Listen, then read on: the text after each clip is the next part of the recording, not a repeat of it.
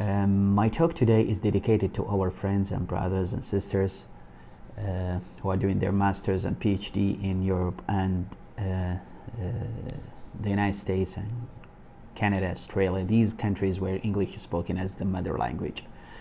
We'll be talking about the scope of the research and to what extent we can say that the scope of the research is reliable.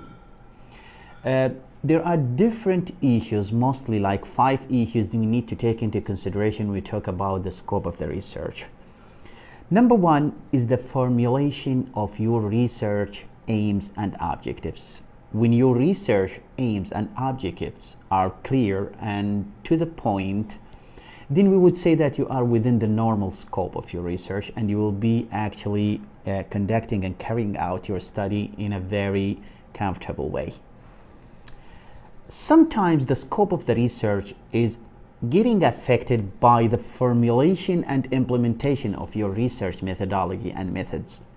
So, for example, if you are flawedly, for example, using the method which you do not need, and you are expecting the scope of the research to be in the within the normal, I would say, range, this wouldn't work for any reason. So, for example, if you need questionnaire and you work with interviews or with the focus group or the internet monitoring, then you wouldn't get to whatever you want. Sample size is another reason for the scope of the research.